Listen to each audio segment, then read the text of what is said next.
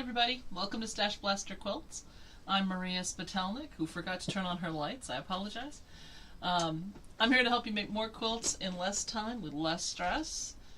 And today has been a very odd day, so I apologize for being a little bit out of it. It's actually been a really weird week, but we'll get into that.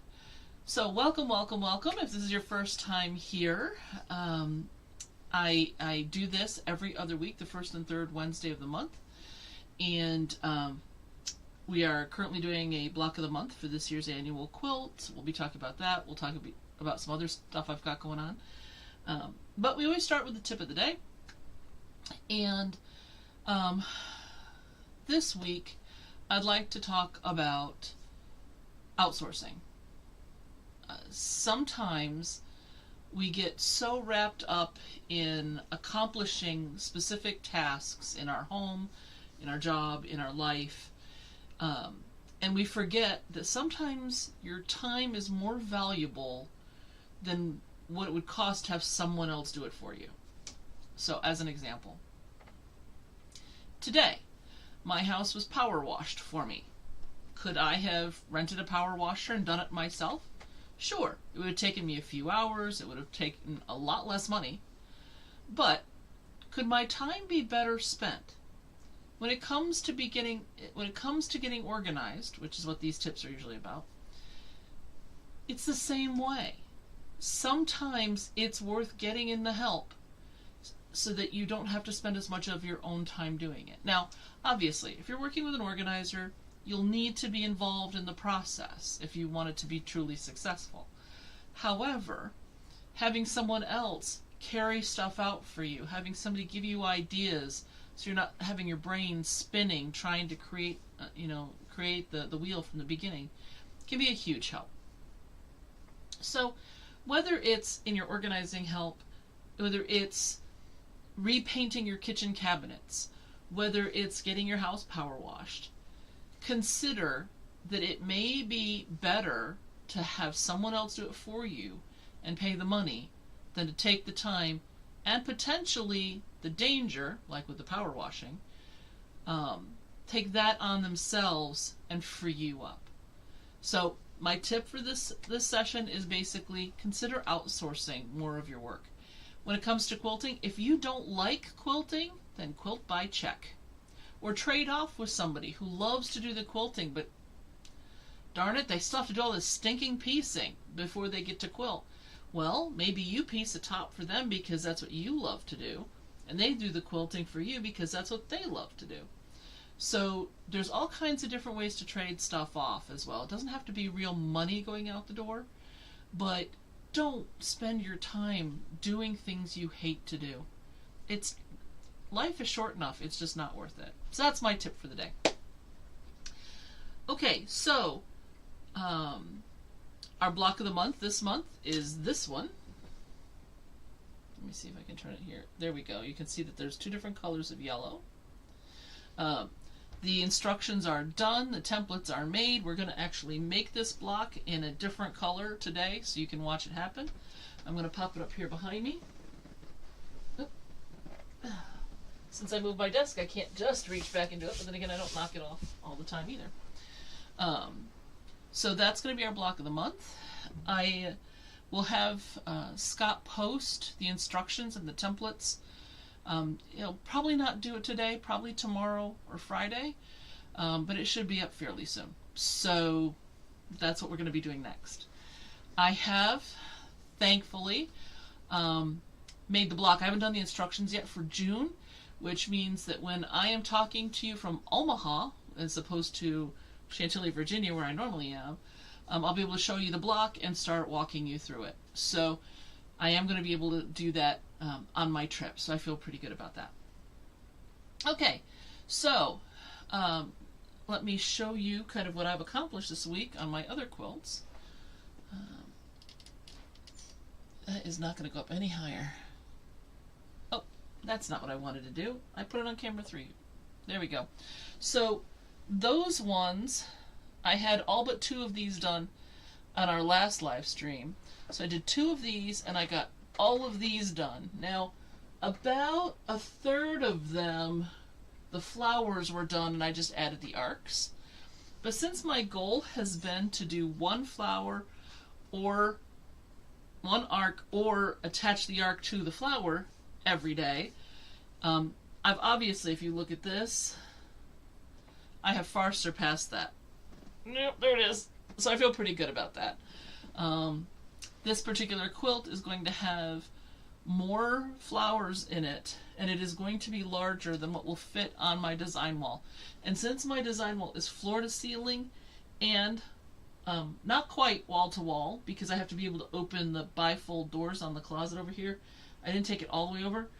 That's a really big design wall. Let's take a picture from here so you can see. This is a really big design wall, and it's still not going to fit. It's going to be the size of a king-size bed with a 10-inch drop on two sides. So it's going to be about 110, 112 inches. And my wall here is only 96.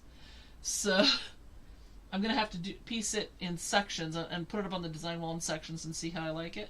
But it is coming along. So that's where we're going with that. I am thinking about one thing. This was completely unintentional. This flower fell off the wall, but it landed exactly in the middle of this block. Let me do it this way. And I thought, actually, that looked pretty cool. So I may, with this this quilt when it's done, here we go. Yeah, here we go. I may decide to add some embellishments in the middle of the blocks. It just so happens that this yellow is almost exactly the same shade as this one. So it worked out really nice. So, I don't know. You know me. I'm always changing things around. So, that's what's going on with that. I don't remember if I told you last time. My son is now engaged. So, I did ask if they would like to have a quilt for their wedding, and they said yes. But I still have to talk to them about everything involved with that. Colors, patterns, styles, etc. So that may supplant some of this other stuff for a while. So I'm glad that I got a little bit ahead on the purple. So all my yellow, orange, and purple flowers are done. I started on the black ones, black and gray. And then I'll have blue, green, and red, and brown still to go. Blue is going to by far be the most. That's what I had the most hexies of.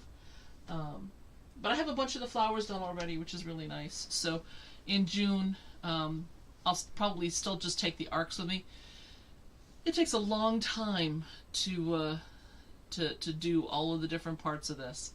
So I will probably travel with my little box that'll have just the arcs in it, so I can get a little bit ahead. I am almost done with all of the ones that I have made already. So that makes it a little bit more of a challenge, but it is one that I am up for. So that's what I'm going to do with June, is I'll be making those white arcs. Between now and then, I'll also be making white arcs whenever we're at doctor's appointments, etc. But that's one of those things that's kind of iffy, is exactly what's going to happen. So this has been a really weird week. Scott's Metaport tube, because there's a tube that goes from this little thing that they do the injections that's implanted in the chest into his carotid artery. No, it was into his jugular vein, excuse me, for his chemo treatments. Kinked up a little bit. So he had chemo scheduled last Friday, and so on Thursday they went in and they straightened the tube all out and everything. And then on Friday they couldn't get it to work. So I spent all day Friday waiting for all this stuff to happen. All day Thursday. Spent all day Friday, where they ultimately took that port out and put one in on the other side. So now he has two open sores here. So that was all day Friday, so there wasn't time to do the chemo, so we did chemo all day Monday. So I lost 3 full days of doing stuff for my business, for everything else. So it just kind of snowballed everything. So it has been a really rough week here. He's still doing well. Thank you for all of you that have asked. He is doing well with the chemo still. We don't talk to the oncologist again until Monday, so we'll know at that point what our next steps are going to be. But he just had his fifth round of chemo, so we're coming along. But after the 6th round, because we're assuming there's at least one more, he won't be fully recovered before I need to go to Omaha. So because of that, he can't come with me. He wouldn't be able to handle the drive. Going in and out of hotels and going out for food and sitting at a table to sell books and all of that. So at this point, we know he's not coming to Omaha. We don't know, because we don't know what the plan is, whether he'll be going with me to Albuquerque and to Minneapolis in September. Odds are probably not, because even though he'll be mostly recovered at that point, we're not sure what's going on, and we have another place we're thinking about going in September. So I may just do that business triangle without him, and then pick him up, and we'll do the other thing together. So things are really up in the air, things are really wild, but we're doing okay. So thank you again, those of you that have emailed, or have those of you who know me that texted me or anything like that to ask how he's doing. That's how he's doing. So let's get back to our block. There are multiple ways to do this block. Okay, you will find when you go on the website. So what you're going to do is you're going to go to StashBlaster Quilts. Where's my... Oh, my address tag is over there. Okay, StashBlasterQuilts.com. And up at the top, there's an annual quilts tab. You'll click that tab, go to 2024, and then this is block number 4. You'll get one Word doc, which is the instructions, and then I've got template pages and FPP pages. So there's 2 basic shapes. There is this one, which in the block behind you can see is like this on the top. Okay, so it's the middle of the block. It's the flat sides. There's this one, and then there's this one. So if you like to do just foundation paper piecing, you can print these out and do it that way. This is an incredibly simple block to do either of these methods with. I personally chose to do templates instead, and so those are also available. This is for that first block. This is for the second block. I did them as templates because I found it quick and easy to do. It's up to you how you want to do it. So I'm going to be doing the templated method today because I want to make sure. I'm not so sure how good the instructions I gave are. So for those of you who watch this regularly or just want to, take a look at the instructions that I gave and then let me know where I need to clarify, because in 2 weeks when we come back, I can clarify anything that there's a problem with, and I can show anything that didn't make any sense, okay? But just to be on the safe side, I wanted to make sure I had everything available for you today to be able to see it. So I'm going to be showing the template method today. It's really quite simple, but because, like I said, I'm not so sure how the instructions did, I want to make sure that that you get to see it as well. Okay? So the first step is that you print out a set of templates. Okay? Now, I'm going to move this, and then I'm going to turn it on and see how close we are, because I don't want to make people any more motion sick than I have to. I am still working on the lighting. Getting that figured out in here has not been easy. So let me switch over to camera 3. There we go. Okay, so these are the templates for that triangular wedge versus the diamond shape. Okay, so the first thing I'm going to do is I would cut these out. Okay, I've already done that. So here are all my templates. Okay, so my light yellows are going to go in the corners. Now, you don't have to cut out both of the triangles for this one if you don't want to, but on this one, but it is, you'd have to remember to flip it around. Now, you can still cut it out because it's not exactly a mirror image. It is slightly different.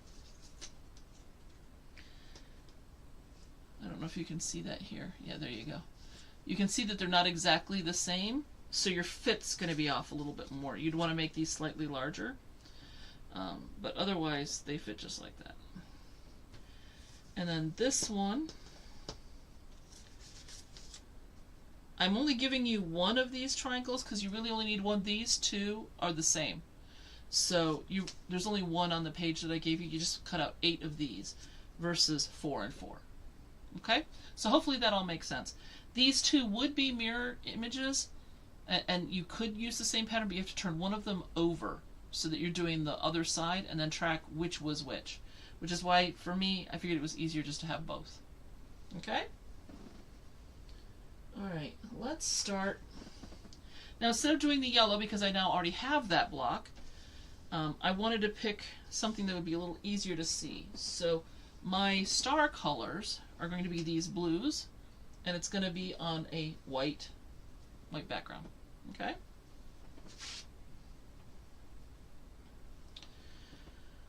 So let's start with, well, let's start with the the triangle.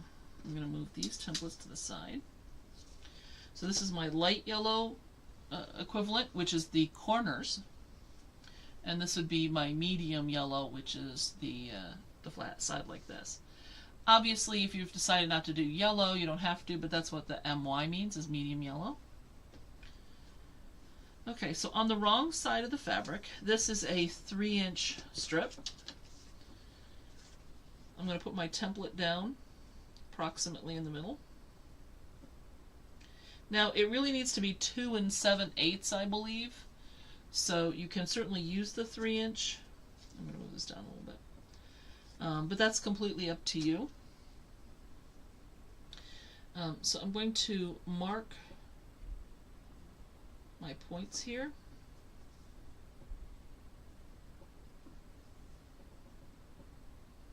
I usually use a Pigma pen, and I'll just put a dot at the actual intersections. But today, my Pigma pen ran out of ink while I was designing, and therefore I didn't have it available for tonight. Okay, so I've marked all 4 corners. Okay, this one's a little hard to see, so I will try to darken this up for you here. Okay, now you take your ruler. Where's my little ruler? There it is. You could use any ruler that you could get the 1/4 inch on. I like this size. I do have some that are like just the 2x8 or 2x6. You could use that as well. But I'm not going to worry about that. So now what I'm going to do is I'm lining up on my drawn points. There's one here, and there's one here. And I'm marking 1/4 inch away. And I'm going to do that on all 4 sides. So here's my point here. Put that on the dot. And there's my... Okay, that's a little hard to see, so I'm going to slide it down just a little bit. The nice thing about this is that it doesn't have to line up exactly on a measurement mark, as long as it's on one of these lines. Now, if you have something like this, this is an older ruler that I have. This is an Easy 8. This is the 45-degree diamond template ruler. You could certainly use something like this if you wanted to. It's slightly larger than the 2.5. So if you're going to do that, then this 2.5 line, cutting line, sorry, then you're going to want to come out this way further. So you could still use it, but it only takes an extra second or two to do it this way, so it just made sense to me to do it. Okay, so here's my first mark, and here's the second. Okay. Yep. Okay, if you slip, just recenter like I just did.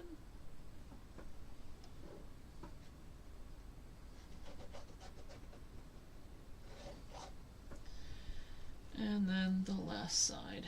It actually looks pretty close. Yep, it's only off a little smidge. There we go. Now, I could certainly ignore this.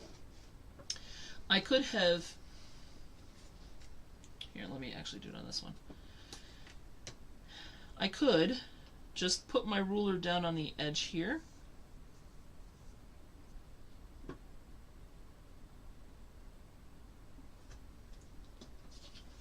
Line my template up on it,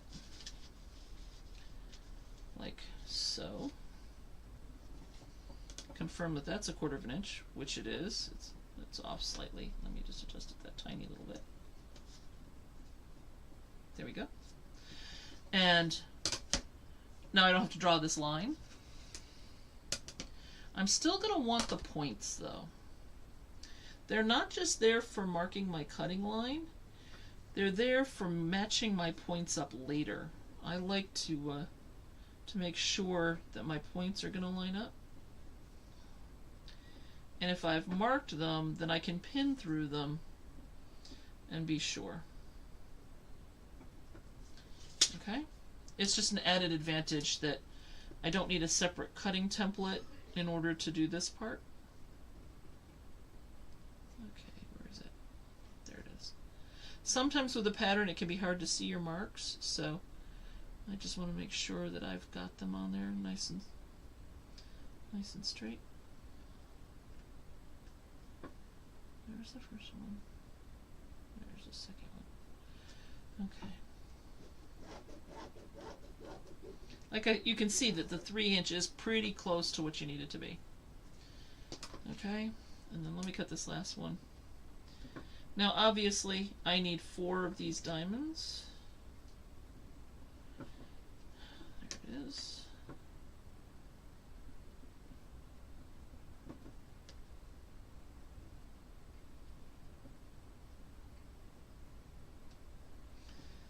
Unfortunately, the mark in this case lined up right on one of these blue lines, so it was a little bit harder to see than I would have preferred. That's okay.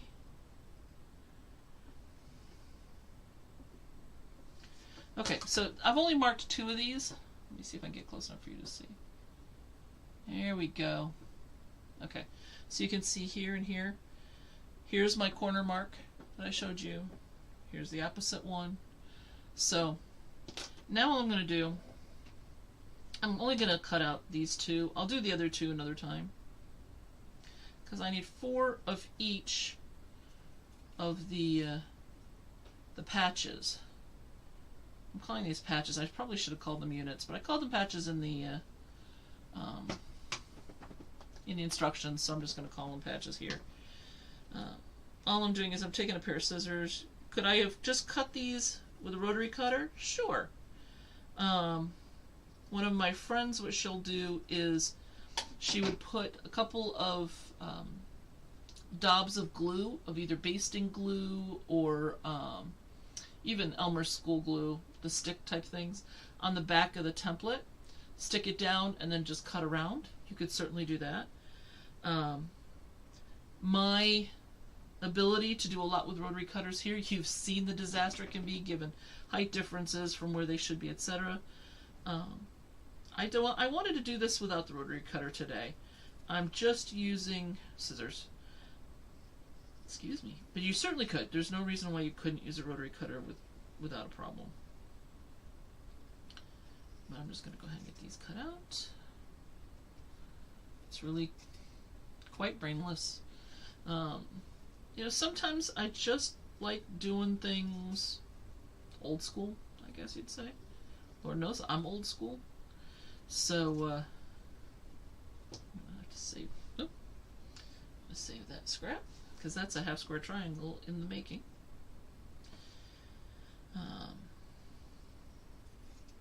So sometimes I like to just put the rotary cutter away, not worry about it, just go with scissors and thread. I'm still going to use my sewing machine though, because you don't have time to sit here and watch me hand sew these.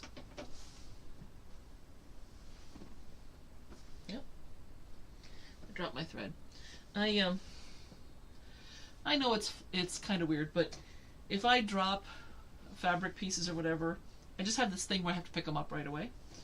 And so, it does drive me a little nuts after a while. Okay, so now I'm going to take the background fabric.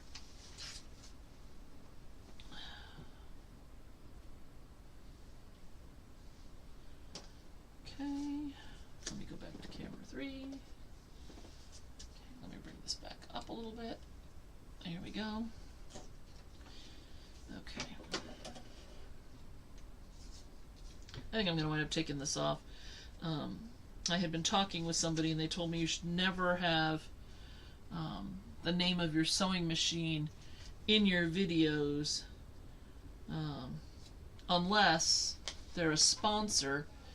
Not so much in order to get somebody to send me a free machine so that I can hawk it for them, but because you don't want to assume some sort of an affiliation you don't necessarily have with them, because they might not like it. Okay, so I did set this up. There is a little bit of fringy threads here. I'm not going to worry about them. I lined it up with the first solid thread here. I'm still going to mark my corners.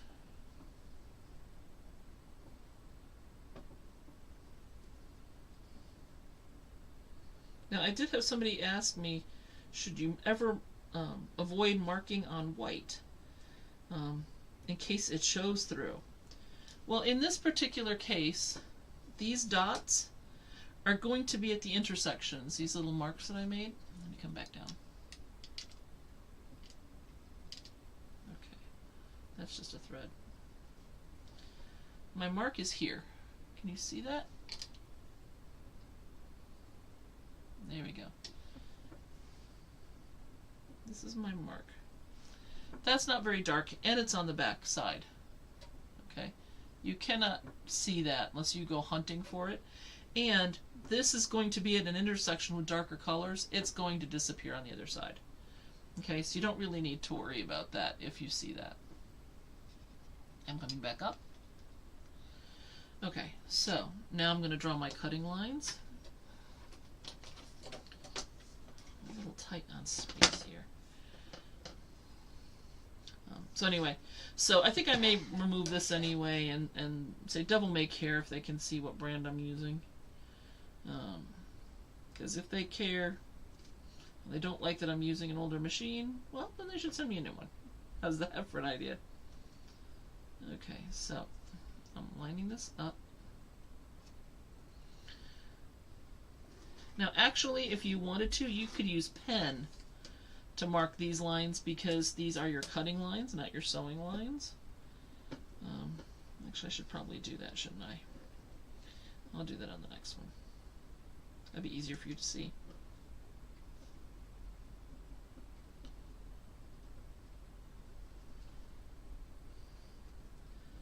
Alright, I'm just not used to using pen on my fabric.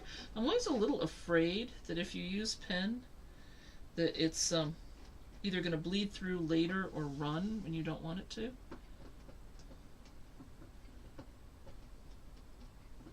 Okay, so that's my cutting line.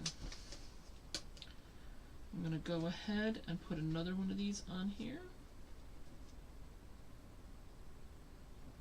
Now I'm lining up on the 1/4 inch line that I just drew, so that when I put this template here, I already have that 1/4 inch on there. So I don't have to worry about measuring that one. Oh, I was going to switch to pen, wasn't I? Actually, I'm still going to use pencil for this part of the job because this might be visible from pen on the other side. And I do want to actually use these. I don't want to just have this be a demonstration thing.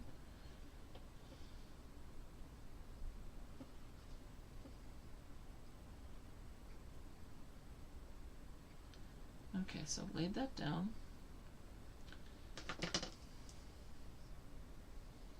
What have I got to write on? Scribble on that. Okay. So now I'm going to draw my 1/4 inch line. Yeah, you can certainly see that one better, can't you? And then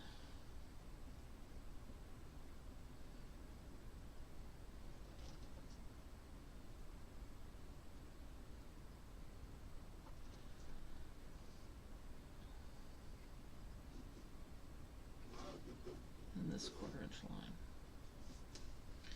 Yeah, that did not quite go all the way. Partially because I have my sewing machine under here, so it had a little bit of a bump. But now you can see. This tip being cut off a little bit, let me pull this back down so you can see. Up here, doesn't really matter because this is where the sewing line is going to be. I have plenty here. I would wind up snipping that off anyway. So I need 8 of these. I'm going to draw 2 more just to go with the 2 diamonds that I've made, but you would normally go ahead and cut all 8.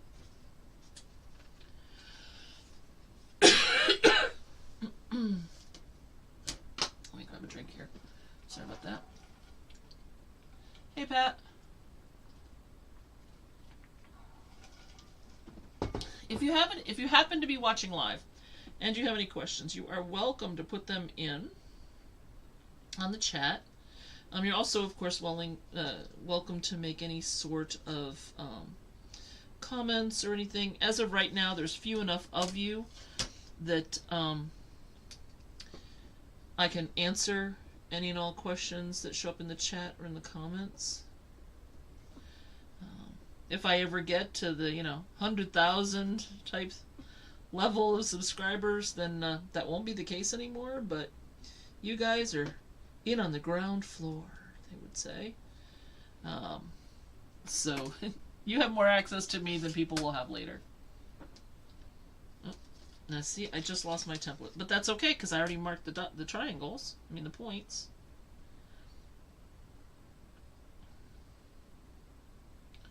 So now I can just go ahead and line up.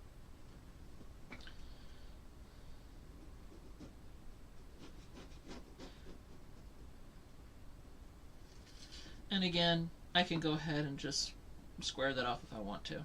Okay? I need to do one more. Now you would use the same technique when you're doing the corner ones as well. Okay? Except you'll make 4 of each side. Actually, let me back that up just a little bit more. Of the side triangles instead of 8 of any particular one. But that's not that big of a difference. It shouldn't be a problem. Changing back to my pencil.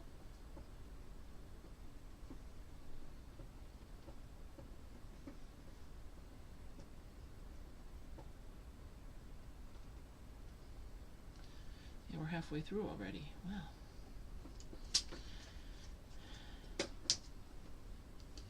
I was hoping to get at least one of each shape sewn with you today. Don't know that I'll be able to, but I'm certainly going to give it a try.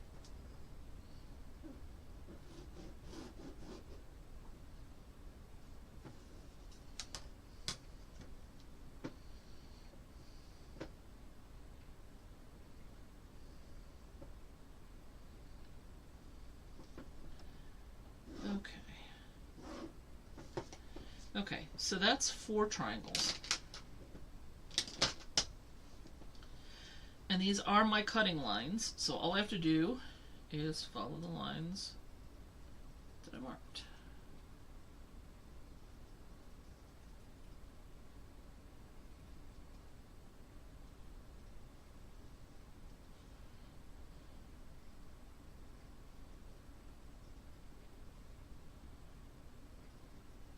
Now when I did these originally, I didn't cut the points off. I did just the full triangles, so it certainly won't be a problem if you do that. So whatever you're comfortable with.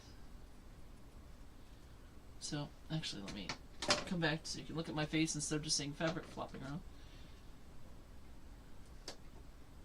Okay, I can't quite see what Pat wrote. Pat, I am doing the block here. This is this month's block, and I'm demoing the flat triangle. There's a triangle on each side in the middle. Hold on one second. Right here. So that's the one I'm doing first. I'm showing the technique that I used. And then there's kind of a kite shape here in the corners. If I get to that one, that'll be great. If I don't, it's still the same technique. It's not April 31st, it's May 1st. I'll watch the full show later. Hi, Judy, how you doing? Yeah, it's not uncommon. I'll tell you, I have a problem with some of... I had paper calendar for the longest time because I've always been a paper person instead of computer. And I would always miss my sister-in-law's birthday because it's on the 2nd of the month. And so I wouldn't have flipped a calendar page. Can't tell you how often I did that.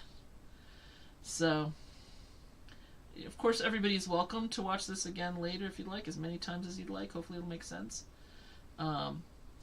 If when you look at the written instructions, or if after I've done this it doesn't make sense, make sure to let me know so I can clarify in 2 weeks when we do the next one. Right now I'm just cutting the template pieces apart. Well, not template pieces, the actual block pieces.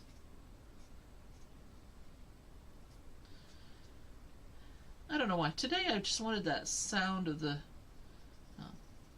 scissors going through fabric. It's not the same with the rotary cutter. Okay, so I have cut 1 diamond and 2 triangles for each block. Now you'll do 4 of each. 4 diamonds for the triangle here, and 4 for the kite shape here in the corner. Okay? But I'm going to show you on camera 3. I'm going to show you how I put these in place.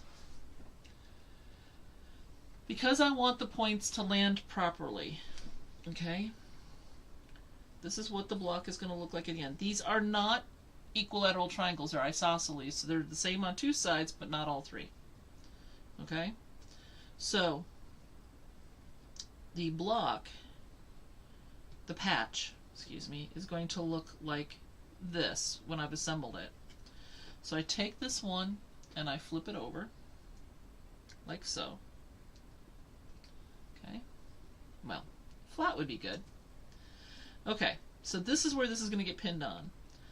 I put my pin through the mark I made from the template on the one piece, and then through the corresponding mark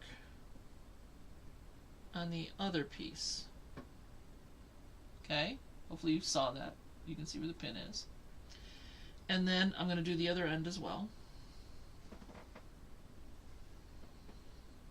Oops. I can't figure out better lighting. I'm trying to get it figured out. But moving the desk so I didn't keep knocking stuff off the wall has changed everything.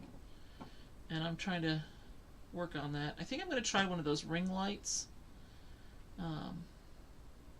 I have umbrella lights, one on each side, but they don't seem to be doing the job. So, okay. So once I have the pins in, and they're going straight up and down, okay, then I'll put in a couple of placeholder pins like this. Then I can take out that one.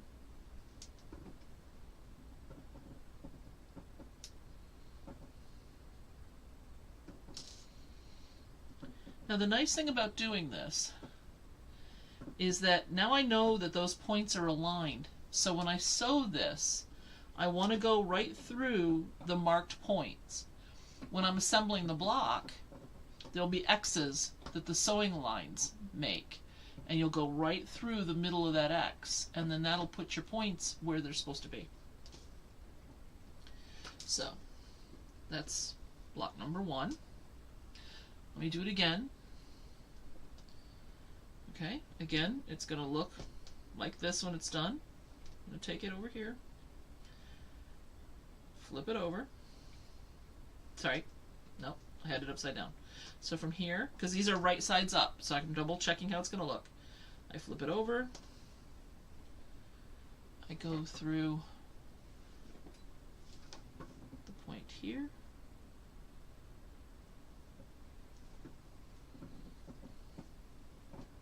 And I find the point on the blue. In your case, for the stars, it'll be the yellow. I'm going to do the other side.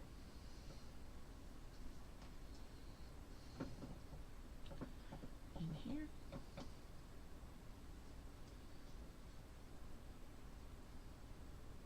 That was only off by a couple threads. That's good. Okay.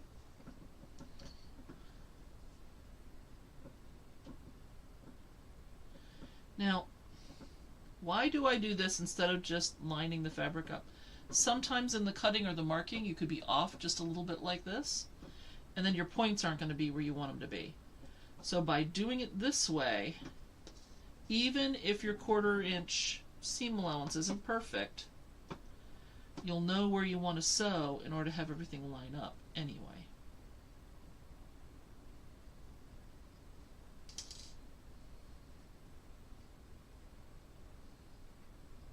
Okay? Alright, now to the machine.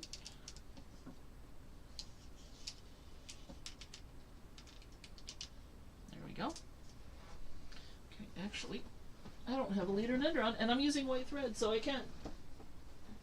When I'm sewing the yellow blocks, I'm using yellow thread, and so I don't use the same leaders and enders. But in this case, I have some I want to use white thread for. Okay. So here's one.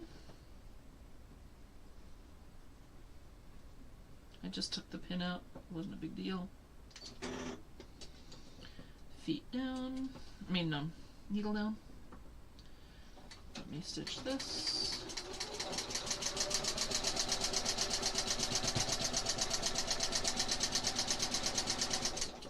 Okay. Now my block. Put it under. And so, if you're coming into this late, there are foundation piecing diagrams as well, if you don't want to do the templates. I found that this was easier for me. But whatever works for you, I'm including both, the individual templates and then the paper piecing template.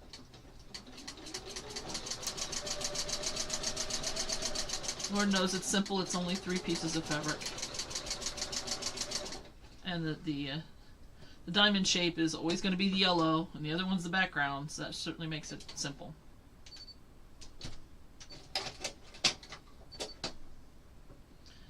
Okay. Oh, I should have done an ender. You can tell it's been a while since I've been able to sit down and do this kind of stuff. Okay. So the 4 patch I sewed just gets tossed on the side. We'll worry about that another time. I'm just pulling out a few leaders and enders here, and just tuck them here so I can use them. They're normally on my right hand side, which is one reason why I didn't think to grab one for the second one. Alright, tweezers.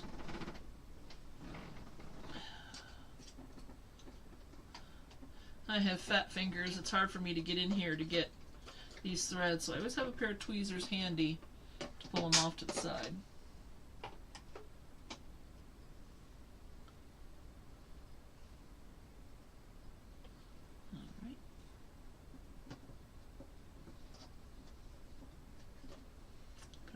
Leader.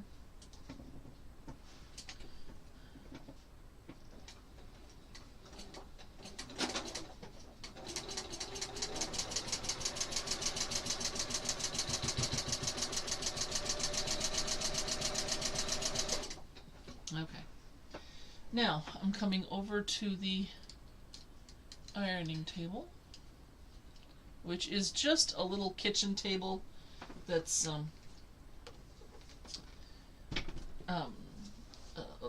it's not a little kitchen table.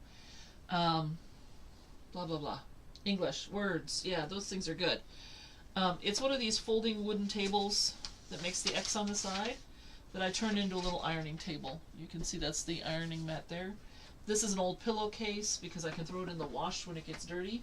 I've had too many times when I've been ironing something white that previous stains on the ironing board cover messes up the piece that I am ironing, and it is then stained and it's hard to get cleaned up. So I just use old pillowcases like this, and it works great. I can just pull it off and go and iron it. Okay, so I'm just going to warm these up just a little bit. I only just turned the iron back on, so I just want to make sure that's nice and warm. Okay. Now, I'm going to take this and fold it back, and I'm going to run my nail gently, because sometimes these are going to be your bias edges, and bias edges means stretch and wrinkle. Okay? And we don't want that. We want to just be gentle with it.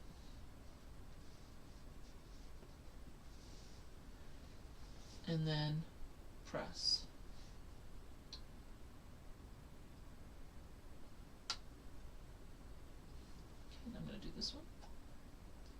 Now the best thing to do is to have a big enough ironing table that you can then leave these to cool completely before you move the pieces. Okay? I'm not going to have the time for that, so I'm going to take the cooler one and I'm going to bring it back over here to put on the second triangle. Okay?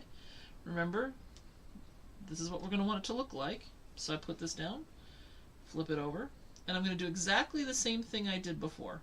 Okay? I am going to pin through both of these, and then I'll do the other one. So that's white one. Oh, here we go. There's a bunch of stuff. Really, this, if you look at the paper piecing instructions, I know, Judy, that you like to do paper piecing. Let me show you here. That's it. It's 3 pieces per patch. It's going to be really quick. This is not that hard. We're going to be doing some hard ones towards the end, but this is not going to be a hard block. You're going to find that it's going to be really easy to put together, and you're just going to plow through it. It took me, I think, an hour to do the block, and I was trying to write down notes at the same time for the instructions. So if I can do it in that amount of time, you can do it. Okay, so here I went through the triangle, and then on the back here, I'm looking for the triangle on the other side, the mark on the other side, so that they're going to line up that way. Okay? Because the mark on the diamond is now folded over in here. Okay? So you just do the one on the other white piece in this case, or your background, whatever it is. Okay? And let me put my locking pins in. In this case, I'm going to go through where the seam allowance is, right here, because it goes this direction, just to make sure it's nice and firm in there. And then let me put the other one in. There we go. Now, if you're confident with lining the pieces up, all you have to do is sit them on and run them through. You could also, if you made these pieces oversized, just mark the one and then trim it up to the correct size later. With these templates that I didn't do any trimming. I didn't need to. Okay? Alright, back to the machine, because I've pinned them both. Oh, here's a different angle. I don't know if that'll be helpful or not. Let's see. Yeah, you can see. It's upside down, but you can see. Okay, so this is my leader that's in here, this orange one. Yeah, Pat, I am using a walking foot. I don't always. But because of all the projects that I've been doing lately, I just haven't changed it out. I generally prefer not to use a walking foot for piecing. I don't know why. I tend to use an open-toed foot. But honestly, this was what was in the machine today. So that's what I'm using. Okay, so the other one has cooled. I'm going to try to move it over here so you can see me. So here's the other side, right? I would do all 8 one side, all 8 the other side. I'm just doing it this way to make it easier. Sorry, on this block it's 4 and 4 because you have 4 of each triangle. Diamond, excuse me, diamond. 8 of triangles. Okay, so side 1 is going to go into the mark there. And then side 2. And through that point. And then it's going to be right on the seam line. You can almost feel, in order to make sure you get it lined up just right, if you run your needle down through the seam. Okay. Locking pin. And I don't know what the real term for that would be, because there's no such thing as a locking pin, but that's what I always call it for myself, because it's locking those 2 pieces in where I want them.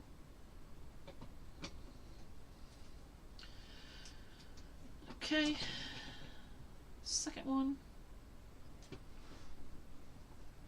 And now I'm not pulling the pin out all the way in this case. I'm only pulling it out far enough that I can hold on to the head. And then once I go through that point right here that I'm looking for, I can pull that pin out and then stitch down to the other point.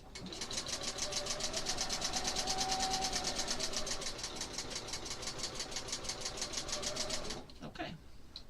Now I need another leader under.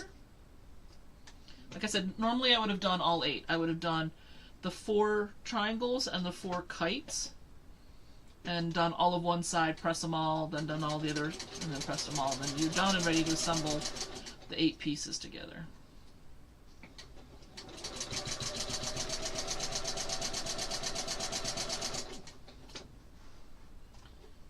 Okay. Yes, these scissors are far too large for what I'm doing, but it works. Okay. Back to the ironing board. Here we go.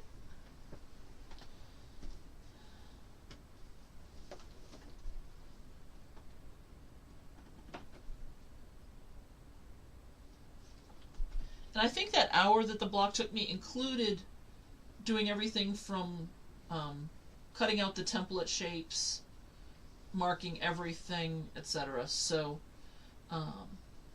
when there is going to be a couple of blocks at the end that are going to be much more complex. They're not going to be hard.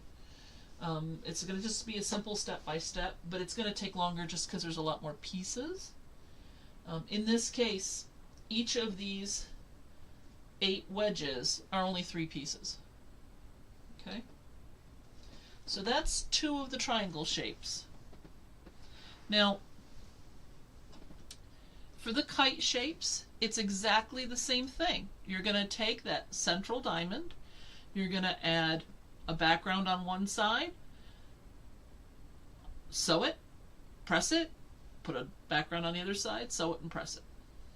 It's really quite simple. So, are there tricks you could do to make things a little bit easier? Yeah. And the one we have next month is going to use a lot of the same technique, so you'll be very comfortable with it. It'll be very easy to do. But in that case, we might want to iron a little bit differently. In this case, I made all of these exactly the way I just made them here, where I was pressing the net, the first one out, the other one in, doesn't really matter. When everything was assembled, and I was assembling the triangle and the kite shape together, I pressed the seam open because the middle point here is going to be thick. But it's still going to lay flat. So, here,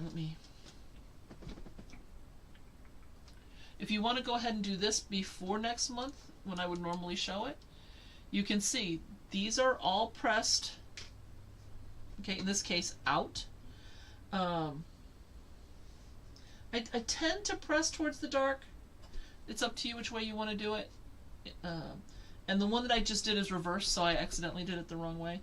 In this case, I was pressing out towards the background because my yellows are light, but all of my central seams here are pressed so that they're open, and this is still not chunky. We don't have to worry about this being enough to be a problem with quilting or anything. But those points sure came together really nicely in the middle. Now, is this perfect? No, it's not. You know, some of these points aren't, you know, to the thread, but they're a couple of threads at most off. They're close enough that unless you come up and you press your nose to the quilt, you won't notice it. It's not that big of a deal. Okay? So, if you go ahead and decide to assemble, here's the wedge we just did, right? There's your triangle piece. And then you'll have your kite shape, and then your next triangle. You'll assemble the triangle to the kite. You'll do that all four, and then you'll put these two with these two, those two with those two, and then the whole thing finally together, just like you would assemble any other block. Okay? I will say, if you do this before we come back, that in this particular case, I would consider where I use sewing from the outer edge to the center when you're putting your wedge and your kite together, etc., because these tips like to get sucked down into the machine. So if you do it the other way, you don't have that problem. You can use a pin to hold it in place or whatever, and you will actually end your seam here because it'll come off the fabric before that tip gets engaged. So I really recommend that you would sew this, where's my, hold on, here we are, from here to the center rather than from the center out. But if you prefer it the other way, go right ahead. There's no wrong way to do this. This is just how I did it for what it's worth. So this is the block for May, and so the instructions show on the top. I've been putting the live stream dates, so it includes this one and the next one. So if you don't get to this until later, you can always go back through to YouTube, the live tab, and then you can see the dates that all the live streams were done, and you can see what corresponds to this block. So next month, the next block I'll be giving you from Omaha. I think it's the first one. It may be the second Wednesday. I'm not sure. I don't remember which one I'm gone for. But I'll still be able to show you the block, and I'll still be able to walk you through it. It'll probably be a shorter one, that one, but we'll worry about it when we get closer to that. But I will be back in 2 weeks. So if the instructions don't make sense, if what I did today doesn't make sense, if I missed a step anywhere, or you need clarification or want it, just let me know. I'm more than happy to do that. Thank you again so much for coming. I appreciate those of you who are live as well as those of you that come by later. I've been getting some really nice emails from people, not only, you know, wishing me well with Scott and everything, but also with some really good suggestions for how I can improve the channel, or some different techniques maybe that they would like to see me demonstrate sometime in the future. Some of those are going to be in the blocks that we're going to do later, so I'm not doing them now because it'll make more sense when we have a block to use it on. But all in all, you have all been wonderfully supportive, and I truly appreciate that. I do want to respect your time. If this is your first time here, please feel free to like, subscribe, hit the bell, comment. You know, the more people we get on here, the better it gets. So I will see you all in 2 weeks. Have a wonderful time, and take care of yourselves, okay? Because we only have each other, and that's what really counts out of all of this. All right? See you in 2 weeks. Bye-bye.